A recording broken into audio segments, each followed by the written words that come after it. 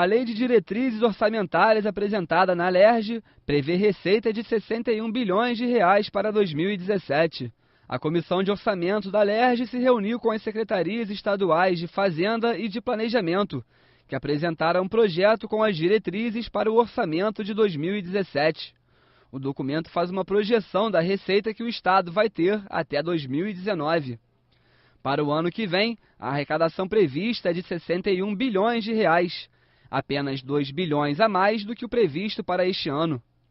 Hoje, o déficit orçamentário do Estado chega a R$ 25 bilhões.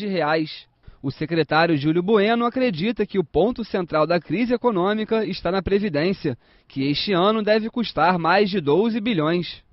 Para ele, este é um problema que se repete em outros estados brasileiros. O secretário defendeu a federalização previdenciária. A Previdência está desequilibrada, as previdências estaduais, o déficit atuarial da Previdência estadual e das principais capitais brasileiras está na ordem de 1,5 trilhão, 2 trilhões. A tese que eu tenho defendido é que nós, à semelhança do que aconteceu na década de 90 com os bancos estaduais, né, o sistema financeiro, o governo federal ajude, né, numa negociação, na federalização da crise da Previdência. A depressão econômica que a gente vive, a questão da Petrobras, em particular para o Brasil, mas em particular para o Rio de Janeiro, a questão do preço do petróleo, isso tudo, do lado da Receita também temos problema. Mas o problema central é da pressão de custos que advém da Previdência. Os parlamentares cobraram do governo um plano para o contingenciamento das despesas e fizeram solicitações aos secretários. Os deputados sugeriram redução da máquina pública e pediram levantamento de todos os cargos comissionados do Estado. A diminuição no número de secretarias, que hoje são 25, a negociação do pagamento da dívida, a venda de imóveis como o Palácio Laranjeiras e a Ilha de Brocoió, em Paquetá, foram algumas medidas defendidas pelos parlamentares para gerar renda extra.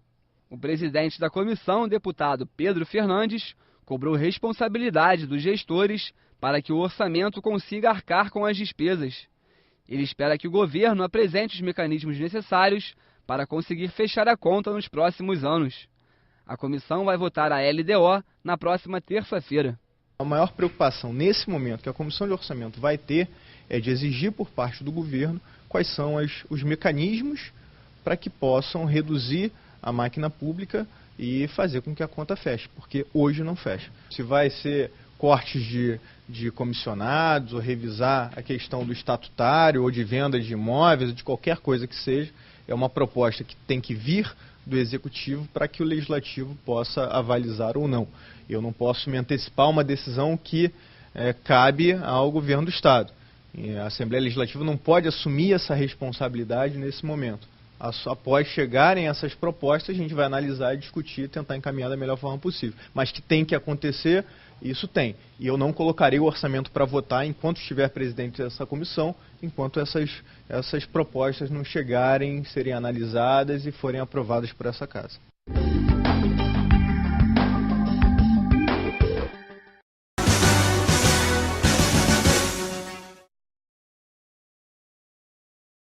Chegou o combo Multiclar HD TV, TV por assinatura com mais de 160 canais, 33 em HD, mais internet residencial com Wi-Fi grátis, mais telefone fixo, tudo isso a partir de R$ 59,90 no combo Multi. Ligue já, 0800 123 4004, internet em casa com Wi-Fi grátis, Claro HD TV. Mais de 160 canais, incluindo os canais abertos em HD na sua cidade. As melhores séries, filmes, esportes, reality shows, desenhos e muito mais. TV, internet e telefone fixo juntos fazem toda a diferença. E melhor ainda, você só começa a pagar em junho. Ligue 0800 123 4004, 0800 123 4004. Combi Multi na sua casa a partir de R$ 59,90. Só R$ 59,90 por mês. Faça já sua assinatura. Essa promoção é por tempo limitado. Ligue agora, 0800 123 4004, 0800 123 4004. Claro, é você quem faz o agora. O Unifua é o melhor centro universitário do estado do Rio de Janeiro e o 6º melhor do Brasil. Entenda o porquê. Pela terceira vez consecutiva, o Unifoa obteve nota 4 numa escala de 1 a 5 no Índice Geral de Cursos, o IGC.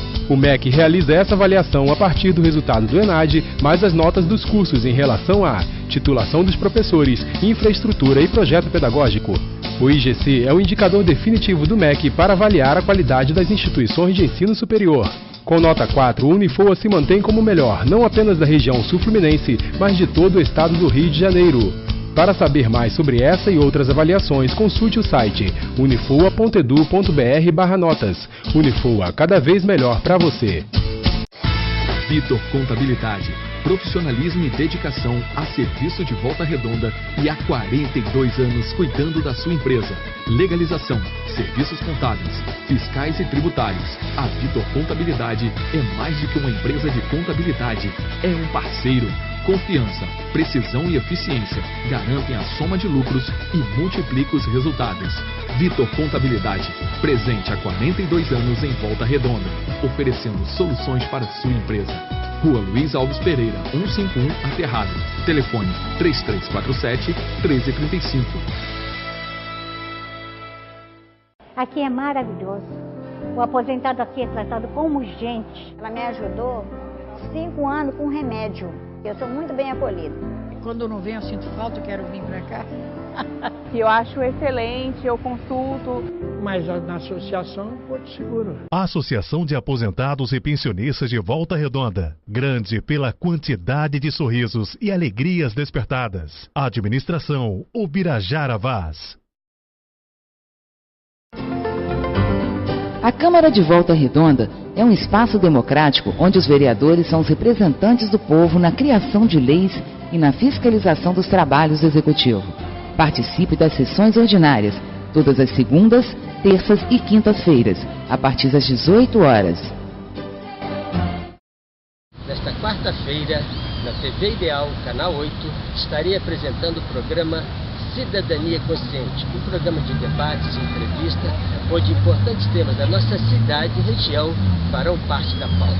Até lá, quarta-feira às 10, espero por você.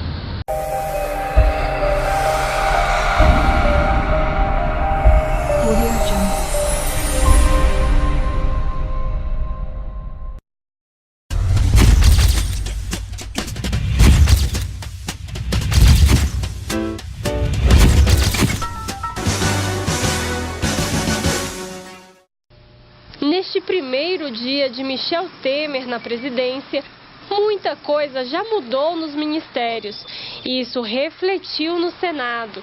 Daqui devem sair 3 ministros: Romero Jucá para o Planejamento, José Serra para o Ministério de Relações Exteriores e Blairo Maggi para a Agricultura. Enquanto eles estiverem a serviço do Poder Executivo, os suplentes de cada um vão substituir as cadeiras que ficam vagas aqui no Senado.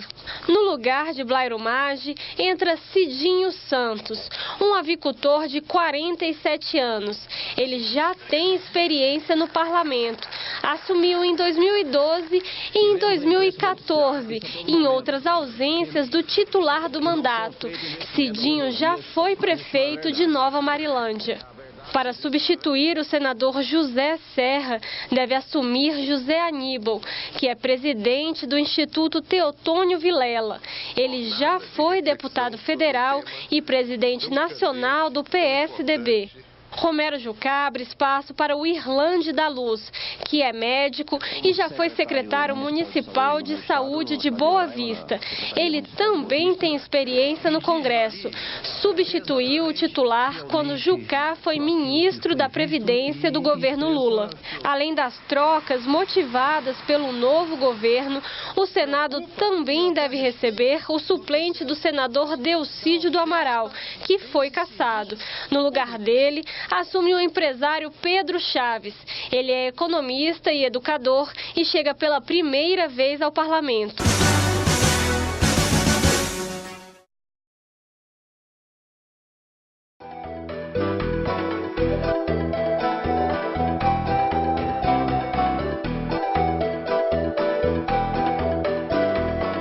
Olá, no Alerj Entrevista de hoje eu converso com a deputada Tia Ju.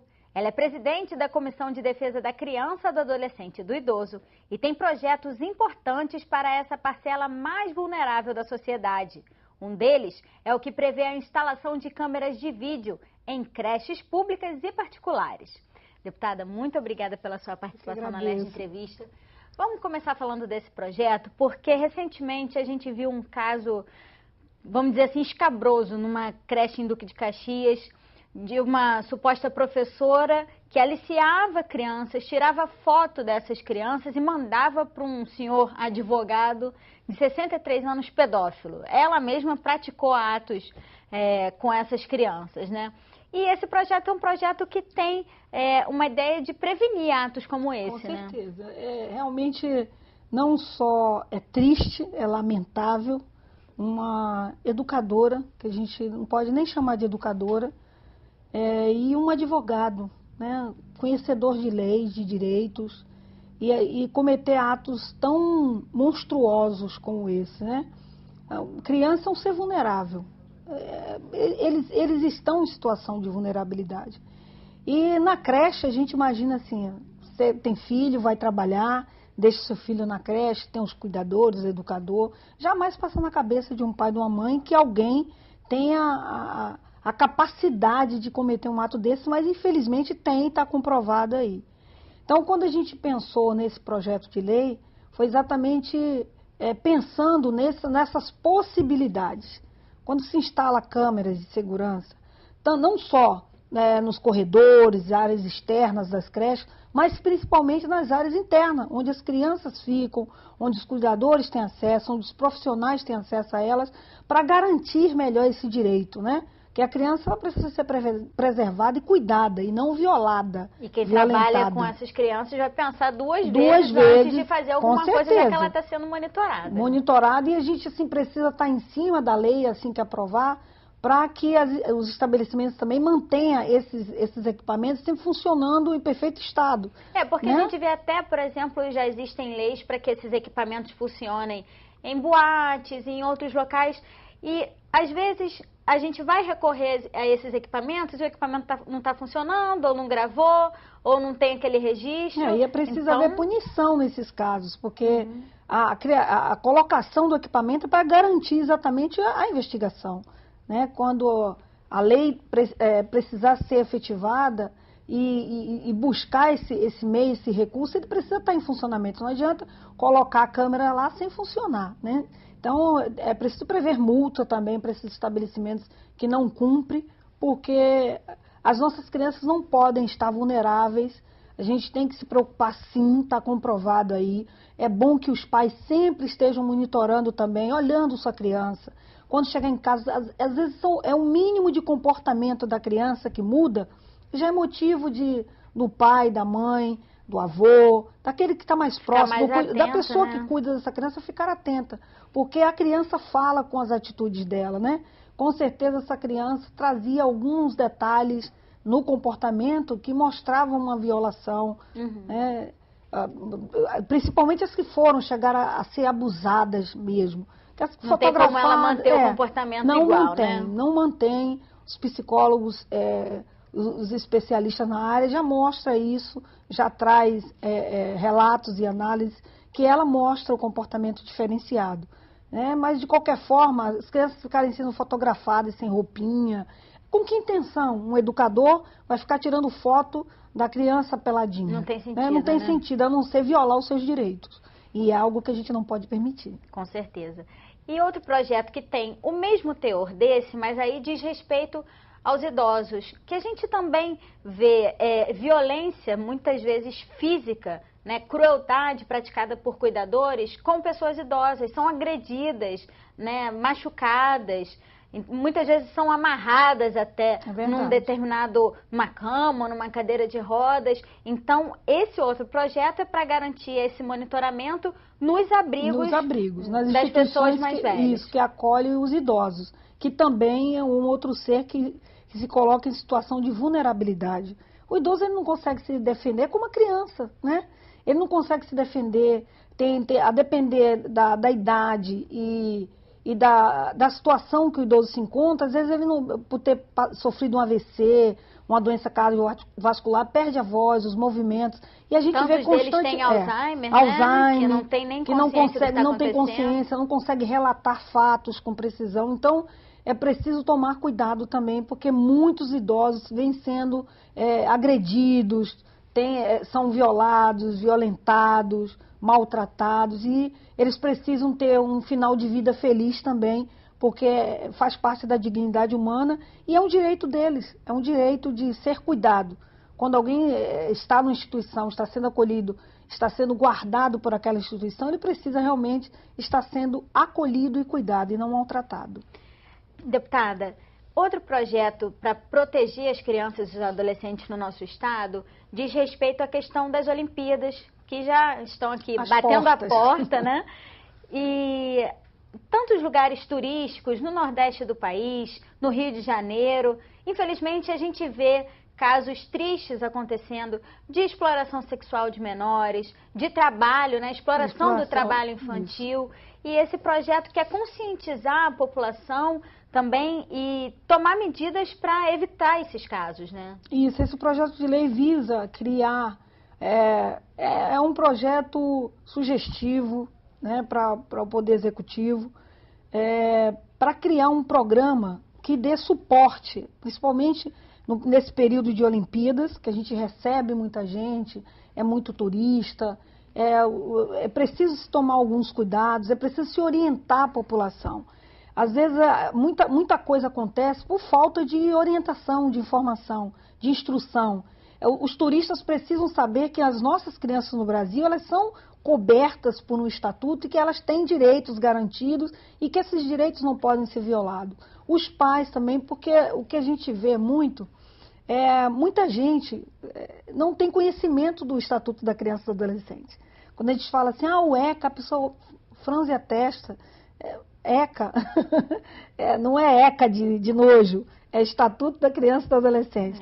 Então, quando a gente traz a divulgação desse estatuto, desse direito, para os que estão vindo participar das Olimpíadas e para a população, do modo geral, já levam uma seriedade de que, olha, esse Estado está de olho, existe um estatuto, vai ser cumprido, a orientação dos cuidados que deve se ter, os pais que vão levar as crianças para as Olimpíadas para participar, ter o cuidado da pulseirinha, identificação, né? Então, um programa que visa uma série de ações que venha proteger e evitar a exploração sexual das nossas crianças, né? A exploração e o abuso, né? Que são coisas distintas e que às vezes usa só da imagem, enfim, mas não deixa de ser violação de direitos. Então, esse projeto de lei visa uma sugestão para o Poder Executivo criar um programa que venha dar sustentação nesse período, principalmente nos períodos de Olimpíadas, de grandes eventos. A gente tem sempre aí Rock in Rio e outros eventos grandes que precisa ter um programa que venha não só prevenir, mas também orientar, que é muito importante. A divulgação, a orientação é muito importante. Então, esse projeto de lei vem com esse objetivo. Porque alguns turistas estrangeiros chegam ao Brasil com essa imagem de que aqui o turismo é sexual. É verdade. E que isso é uma coisa natural para a gente também, e não é, né? Principalmente quando diz respeito às crianças. As adolescentes, as meninas hoje, com 10, 11 anos, já tem um biotipo que dá-se a entender que são, né, adultas, não são crianças. São vulneráveis, elas pensam como criança. O corpo pode estar parecendo de adulto, mas a cabecinha é de criança. E o Estatuto dá esse direito de prevenção, de proteção para elas. E é preciso que aqueles que vêm visitar no nosso país entendam que as nossas crianças têm legislação que protege elas e que está de olho. Então é preciso ter cartazes. E que pune quem faz isso, né? Quem viola esses direitos. Então, cartazes informando, orientando desde o aeroporto para que todos fiquem bem atentos, não só os pais, volto a dizer, mas aqueles que estão nos visitando também precisam saber que a nossa legislação protege as nossas crianças e adolescentes e que eles não são objetos de apreciação e outras coisas mais. São sujeitos de direito e que nós iremos fazer valer esse direito deles. E até em relação à questão do trabalho infantil, as famílias têm dificuldades financeiras, a gente sabe disso, e aí pedem para uma criança ajudar vendendo uma bala no sinal ou guardando um carro na rua, mas essas crianças ficam expostas também, às vezes até altas horas da noite, correndo risco também. Muito risco. Né? E o trabalho infantil é proibido. É crime. Né? Trabalho infantil é proibido, é crime. A criança não pode trabalhar. E, além de ser crime, o trabalho infantil coloca a criança e o adolescente em situação de risco. E o Estatuto, o ECA, traz isso. Nós não podemos tornar a criança objeto de risco. Então, a partir do momento que ela fica ali no sinal, ou na rua, ou num estacionamento às vezes não é no estacionamento oficializado das Olimpíadas, mas ao redor, enfim, a criança não pode ficar exposta a esse tipo de coisa. O trabalho infantil, a exploração, né? Que é uma exploração do trabalho infantil. Ela deixa de brincar, deixa de ser criança para trabalhar. E isso não é legal. Deixa de frequentar a escola, uma atividade extraclasse importante com que certeza. Eventualmente tenha, porque até nas escolas públicas, em alguns locais, a gente encontra essas atividades, até nos finais de semana, para as crianças não ficarem justamente expostas a esses riscos. Né? E quantas crianças somem no estado, no nosso país, por essa situação? Ah, fui vender uma balinha ali, fui levar um sacolé, não tinha ninguém vigiando e a criança some e nunca mais é encontrada. Então é preciso ficar realmente atento a toda essa situação. Deputada, no próximo bloco a gente vai falar sobre as questões relativas à Comissão de Defesa da Criança, do Adolescente e do Idoso. Um dos projetos, inclusive, da senhora, trata da proteção dessas crianças em relação ao uso do gás de buzina e a gente vai tratar de todos esses temas no próximo bloco. É só um minutinho, não saia daí.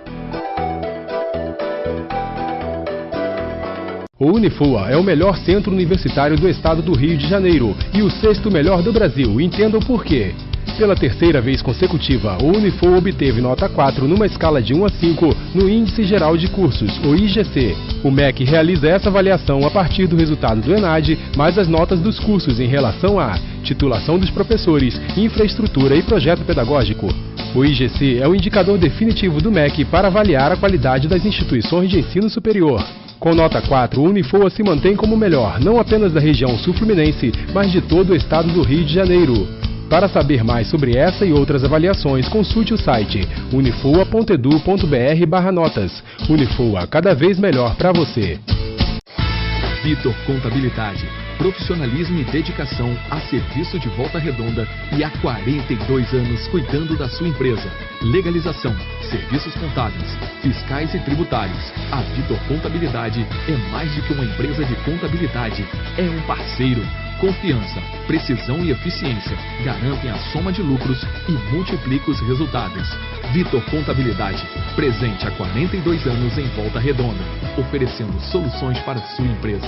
Rua Luiz Alves Pereira, 151, Aterrado. Telefone 3347-1335. A Câmara de Volta Redonda é um espaço democrático onde os vereadores são os representantes do povo na criação de leis e na fiscalização dos trabalhos do Executivo. Participe das sessões ordinárias, todas as segundas, terças e quintas-feiras, a partir das 18 horas.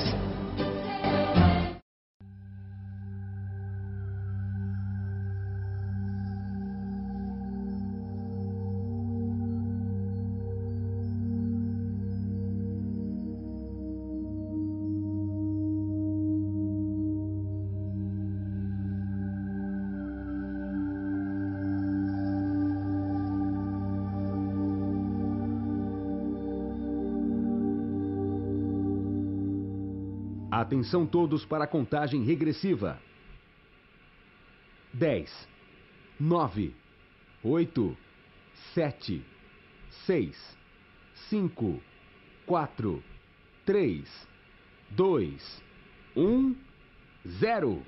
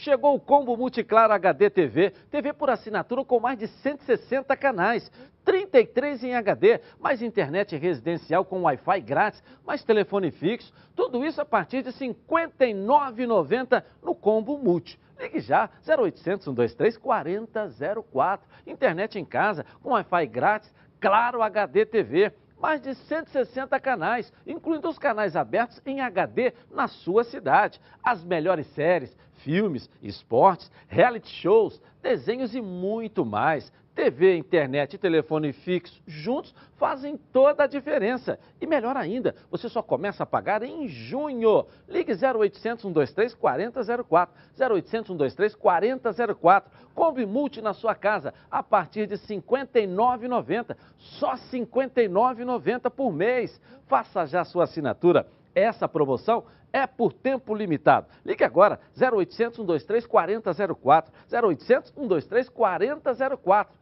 Claro, é você quem faz o agora. Nesta quarta-feira, na TV Ideal, Canal 8, estarei apresentando o programa Cidadania Consciente, um programa de debates e entrevista, onde importantes temas da nossa cidade e região farão parte da pauta. Até lá, quarta-feira às 10, espero por você. O Alerj Entrevista está de volta, conversando hoje com a deputada Tia Ju. Deputada, no bloco anterior, a gente falou sobre os riscos que as crianças e os adolescentes estão expostos e um desses riscos é a questão do uso do gás de buzina. Eu queria que a senhora falasse um pouco sobre esse assunto, que riscos efetivamente essas crianças correm e de que maneira esse projeto visa inibir esse consumo, até a comercialização desse gás. Bem, nós observamos quando nós vimos a matéria a primeira vez, a primeira coisa que, antes de criar o projeto de lei, eu fui verificar se na embalagem, se tinha algum alerta, algum aviso, se era proibida a venda para criança, para adolescente, e nós observamos que não, a venda é livre e trata-se de um gás mortífero, além de entorpecente, mortífero, porque nós já tivemos casos de adolescentes que veio a óbito por uso desse gás. E pelo fato da venda ser livre, qualquer criança, qualquer adolescente poderia, com dinheirinho, ir lá e comprar, né, ter acesso a esse gás venenoso. Por isso veio a ideia da criação desse projeto de lei, proibindo principalmente a venda desse produto para crianças e adolescentes. E aí nós entramos novamente com o alerta aos pais, né? Um chamamento, um aviso, porque o adulto vai adquirir. É bom ficar atento que esse brinquedo mortífero não chega até as crianças e adolescentes, que não fique expostos a ela. Os estabelecimentos, depois que o projeto virar lei, não vai poder mais vender, né, para crianças e adolescentes, que a venda era livre. Mas o produto não vai deixar de chegar nos lares. Então, aí entra o papel da família, que é importantíssimo. A família, quando eu falo num conjunto, num todo, e envolve todos, tio, tia, avó, mãe, pai, porque o tio pode comprar e deixar na mão do sobrinho brincando. O avô porque acha que é só uma brincadeira, porque aquilo muda a voz da pessoa, e na verdade não é. É um gás inofensivo, mas não entorpecente, né? Que causa delírios, vários distúrbios mentais. E pode levar de maneira equivocada. De maneira equivocada, né? O criador dessa buzina, desse brinquedo, não pensou que poderia se tornar uma arma mortífera, principalmente para criança e adolescente que acaba fazendo uso, né? Algum colega usou e aí indica para ele vai usar como entorpecente. Né? E pode vir levar ao óbito. Então, a família também tem um papel importantíssimo de se comprar, usar, não é brinquedo, como muita coisa que a gente tem na nossa casa, que o filho vai pegar, não, isso não é para criança, isso aí não é brinquedo para criança. É um brinquedo de adulto, não é para criança. E depois sumir com isso para que a criança não tenha acesso a esse gás mortífero e a gente não ter que lamentar como a morte de 2 adolescentes. Isso é o caso que nós ficamos sabendo, né? Então, por isso que nós criamos o projeto de lei visando a proteção da população e principalmente das crianças e dos adolescentes. Tem maneiras mais saudáveis de aproveitar a vida, né? Deputada, agora vamos falar de um assunto que é um pouco triste também, que tem sido discutido aqui na casa, que é a questão da situação das instituições conveniadas à Fundação para a Infância e Adolescência. Essas instituições atendem crianças tanto com deficiência quanto vítimas de violência, uma série de casos difíceis que é preciso investimento, e essas instituições estão tendo dificuldades de receber recursos do Estado. Isso está sendo discutido amplamente na comissão, né? Com certeza. As instituições, muitas delas, a sua maioria, todas, melhor dizendo, já não recebe repasses do governo desde janeiro. E algumas delas não recebem desde outubro, o que dificulta, porque são instituições não governamentais, sem fins lucrativos, e que não tem como se manter, subsistir. Foi um modelo que o governo do Estado escolheu para prestar assistência às crianças portadoras de deficiência, como são o caso das APAES, as crianças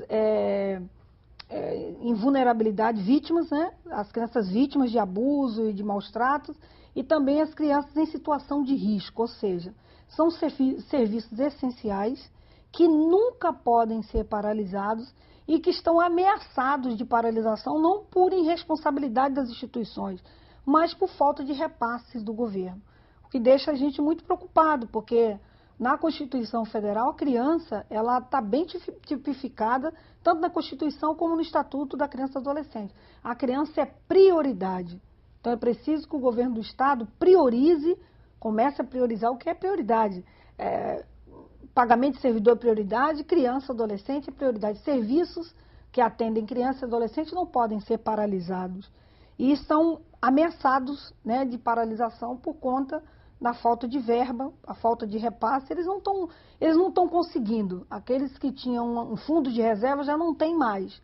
E fica complicado, porque, volto a dizer, são serviços que não podem ser interrompidos. Como que pode chegar para uma mãe de uma criança que foi violentada e dizer, a partir de agora ela não vai poder mais ter atendimento porque a gente não tem condição de atendê-la?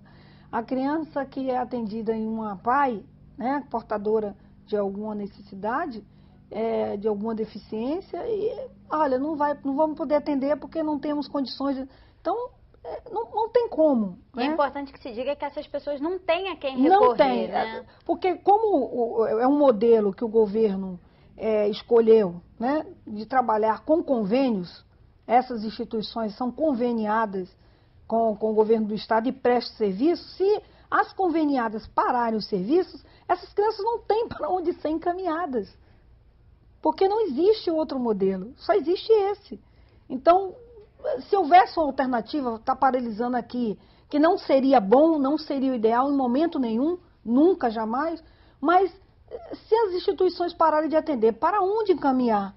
É uma pergunta que eu sempre faço. Para onde a gente vai encaminhar? Para onde elas vão dizer assim, olha, vocês não vão ser atendidas aqui, mas nós estamos encaminhando vocês para a instituição tal do governo? Não existe. Não existe. Não existe porque só tem esse modelo. Deputada, e para tentar resolver um pouco esse problema, não em relação à falta de repasses do governo, porque aí realmente não depende disso, mas um projeto da senhora cria um regime de excepcionalidade para casos em que as instituições, como já aconteceu num passado recente, deixem de receber esses recursos por alguma pendência burocrática, um documento que ficou faltando enviar para o governo, e aí isso passa a ser agilizado, né? Com certeza. Esse projeto de lei que cria a excepcionalidade para casos de falta de alguns documentos, não documentos que sejam essenciais, por exemplo, com relação ao ambiente, que tem as suas regras, se for atender portadores de deficiência, para se ter o elevador, enfim, não se trata disso. Se trata de alguns documentos que, às vezes, vão dar entraves e que não vão atrapalhar o desenvolvimento normal e essencial daquela instituição, que eles ganhem um prazo a mais e não deixem de receber, né, os seus repasses por conta dessa documentação, ganhe um prazo a mais para que ela esteja ali enquadrado. Volto a dizer, isso não quer dizer que as instituições, a partir de agora, vão levar a documentação quando quiser, nada disso. Tem que seguir, né, a risca ali, o que está no edital, o que manda o edital, mas caso não dê tempo, por um ou outro, elas ganharem essa excepcionalidade e poder ter um prazo a mais. Só para não interromper o funcionamento das atividades. Exatamente, para não interromper. É um projeto em conjunto com outros deputados, como o deputado Márcio Pacheco, Marta Rocha, Ana Paula Rechuan, Chiquinho da Mangueira, Tio Carlos, nós nos unimos para criar essa excepcionalidade, para facilitar também para as instituições, caso haja esse entrave, não acontecer delas não terem o repasse e correr o risco de paralisar serviços, que é o que a gente não quer. Inclusive, recentemente, essas instituições estiveram aqui na casa, até determinaram um dia em que elas parariam de funcionar por falta dos recursos, né? E a senhora, junto com outros deputados também, mas a senhora liderando esse movimento, conseguiu destinar uma verba da Alerj, conseguiu 2 milhões de reais para ser repassada a essas instituições para tentar emergencialmente resolver essa situação, né? Exatamente. Quando, na verdade, até mesmo antes de realizar audiências públicas, quando eu vi a situação ficando crítica, eu logo pensei, eu vou recorrer à mesa diretora, ao nosso presidente Jorge Pisciani, que é um homem que tem sido muito sensível às causas do Estado, muito, mas é aquela coisa, ele tem feito e ajudado muito, mas o Poder Legislativo não pode assumir todas as demandas do Poder Executivo, não tem condição. Mas aí eu gerei um ofício, né, solicitando um recurso do fundo da Alerj, para emergencialmente socorrer essas instituições, porque realmente, se elas não tiverem nenhum repasse, de imediato fica insustentável elas estarem funcionando.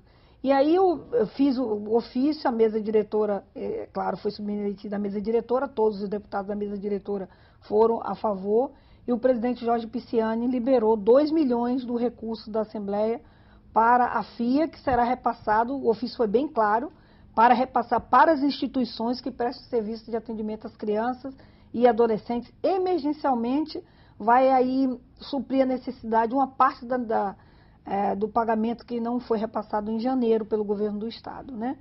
Mas vai tirar daquele sufoco emergencial e a gente espera que logo o governo retome essa responsabilidade e possa estar cumprindo, né, com os pagamentos para as instituições e que as nossas crianças e adolescentes continuem tendo o atendimento que merece e que a lei preconiza, né? Porque, inclusive, esse repasse foi feito junto com outros repasses também pedidos pelos deputados para a área de segurança, para a área da saúde.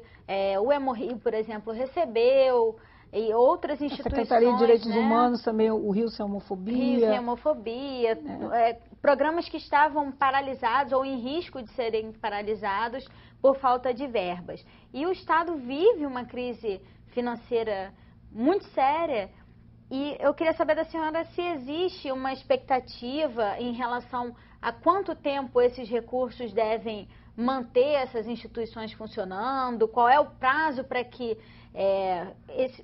a verba do governo volte a suportar essas instituições. Bem, nós já temos oficiado, a última audiência que eu fiz, eu deixei até já firmado que teria outra audiência para falar sobre os modelos que funcionam de políticas públicas para as crianças. Ainda não fui respondida, porque a gente quer saber exatamente qual a solução, uma perspectiva de resolver esse problema. A verba, respondendo a sua pergunta, que foi adquirida do fundo da Assembleia Legislativa, vai atender superficialmente, no caso das instituições conveniadas à FIA, só consegue cobrir partes da despesa de janeiro. Ou seja, é pouco, né? E a gente ainda não tem resposta do Executivo de quando isso voltará a se normalizar. Uma boa notícia é que a verba que foi destinada para esse ano, a verba orçamentária para a FIA de 24 milhões, já foi descontingenciada. Isso já dá direito à celebração de contratos, de convênios, melhor dizendo. Então, as instituições já podem celebrar os convênios, mas é preciso garantir que essa verba orçamentária chegue em espécie, dinheiro, para que as instituições recebam os seus pagamentos, os seus repasses, né, trimestrais, e possam aí honrar os seus compromissos e continuar prestando serviço à sociedade, um serviço que, se parasse, vamos torcer para que não, traria um impacto para a sociedade muito ruim. A comissão vai continuar acompanhando, né? Com certeza, de perto. Deputada, infelizmente nosso programa está acabando. Queria agradecer a sua presença. Muito agradeço. Obrigada. E para rever esse ou outro programa da TV Alerj, acesse www.alerj.rj.gov.br. O Alerj Entrevista fica por aqui. Até a próxima.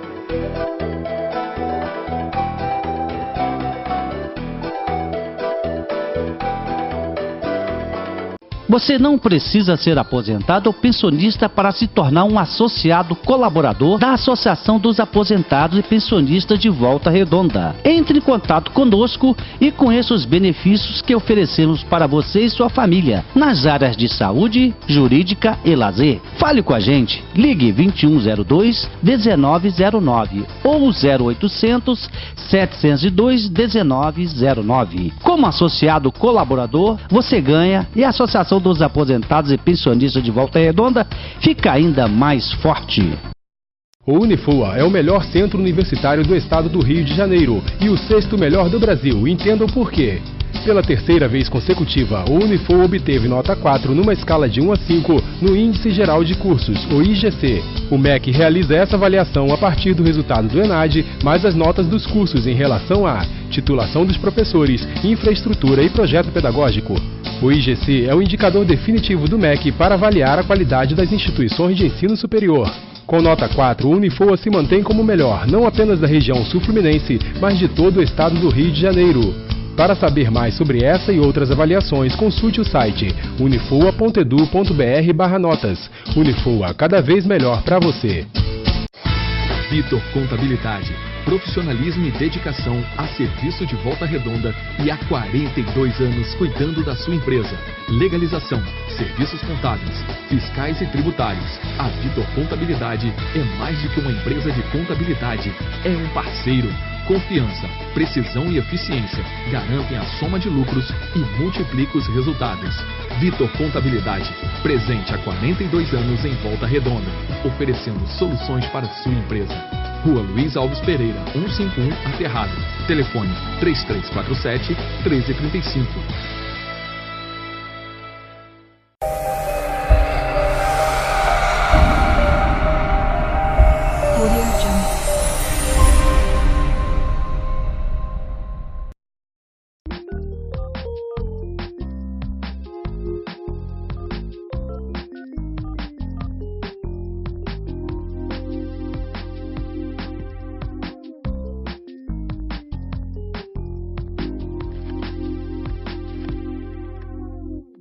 Olá, bem-vindo ao espaço interativo da TV Senado que leva para todo o Brasil as questões que você quer discutir.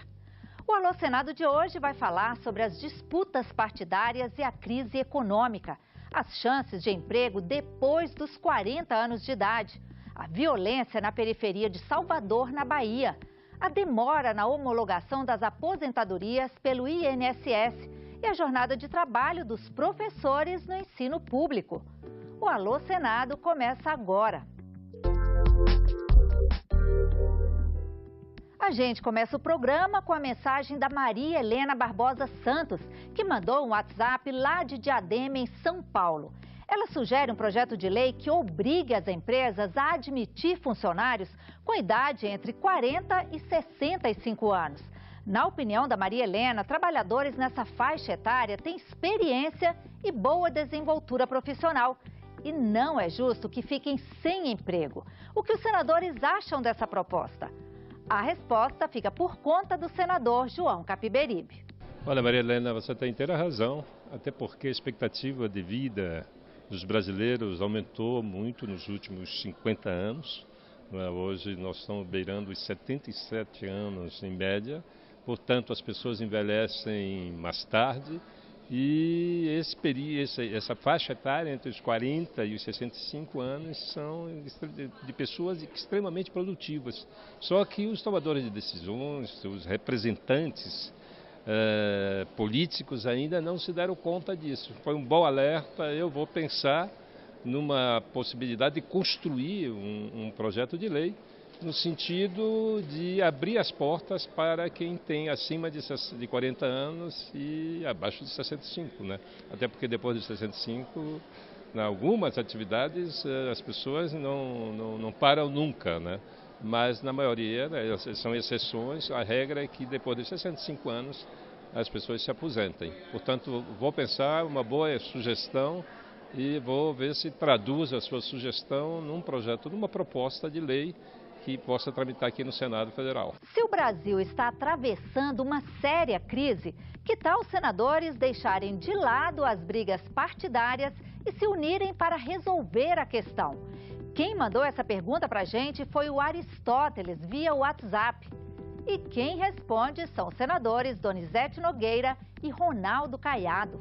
Aristóteles, quando alguém entra em sua casa e assalta, leva todos os seus bens, o carro, todo o seu mobiliário da sua casa, tá certo? Você tem que dar uma queixa para que esse ladrão seja preso, você possa ser ressarcido desses prejuízos e depois você começar a reconstruir a sua casa.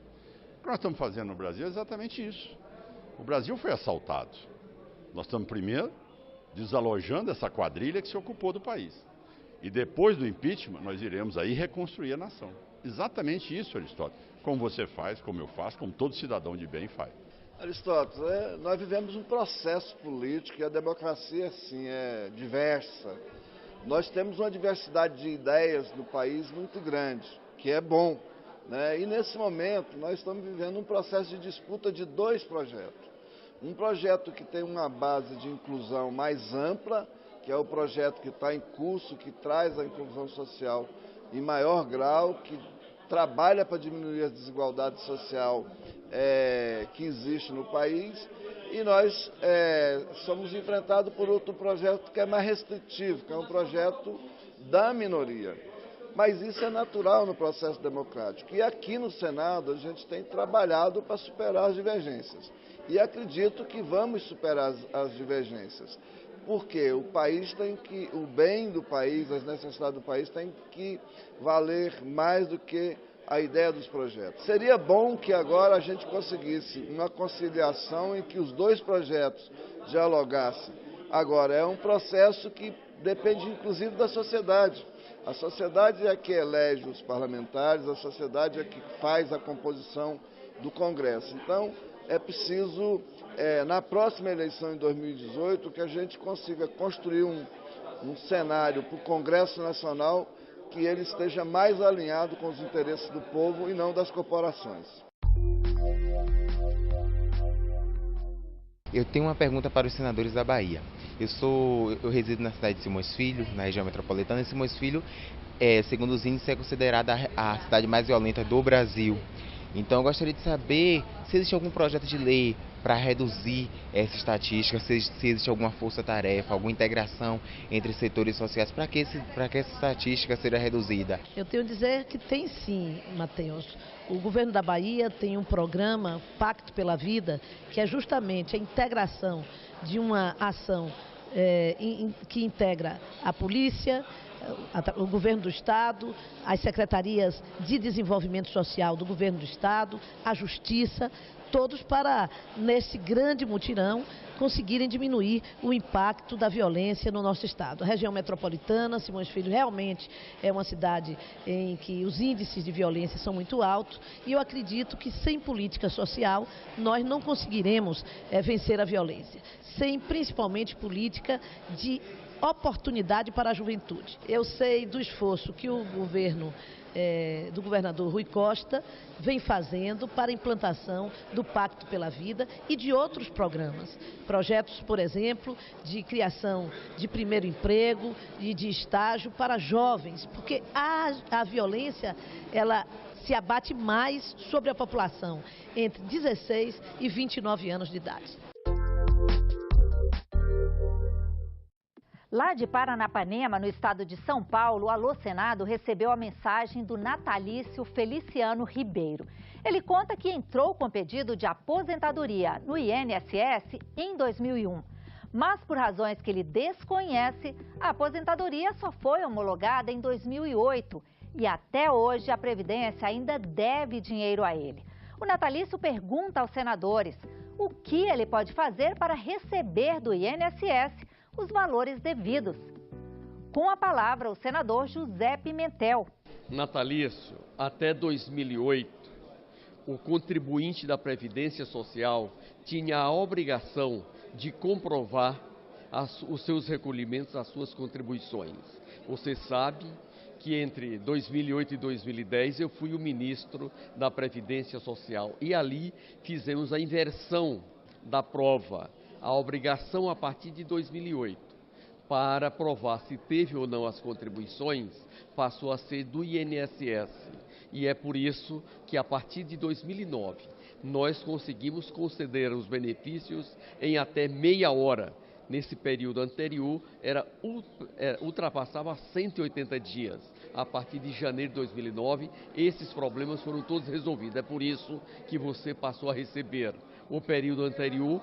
Eu não tenho dúvida de que você entrou na Justiça e o Tribunal de Contas da União, nessa situação, determina que precisa aguardar o término do trâmite da ação judicial para depois fazer o pagamento, a menos que seja feito um acordo judicial. As coisas melhoraram muito, mas precisa ainda ser feito muito para que a nossa Previdência seja sustentada e transparente. Uma audiência da Comissão de Educação transmitida pelo portal E-Cidadania debateu o ensino fundamental e o ensino médio. O Tiago Gil acompanhou tudo pela internet e mandou uma mensagem para os senadores da comissão. Ele conta que a mãe dele foi professora do ensino público durante muitos anos e sempre teve que dar aula em 2 escolas. Ela saía de casa às 6 da manhã e só voltava às 7 da noite. O Tiago pergunta: quando o professor vai ter um salário digno para não ter que fazer essa dupla jornada? O Alô Senado levou a mensagem do Tiago à senadora Regina Souza. Tiago, eu também passei por isso, porque eu sou professora também. Então, eu trabalhava em 2 escolas para poder sobreviver. Eu acho que a gente já avançou em algumas coisas, mas falta muito. Eu reconheço que é uma profissão que precisava ser melhor valorizada. O Plano Nacional de Educação prevê isso, né? A gente chegar em 2024 com 10% do PIB para a educação e, claro, dentro das metas está a questão do piso dos professores. Agora, a gente enfrenta a dificuldade. Por exemplo, uma das fontes era os royalties do petróleo. A gente já viu aí que foi aprovado um projeto do senador Serra que já compromete essa questão dos royalties porque alterou o regime de partilha na Petrobras. Mas vamos trabalhar para que isso não influencie no resultado. E o Alô Senado de hoje vai ficando por aqui. E que tal você fazer parte dos próximos programas? Mande sua pergunta para a gente.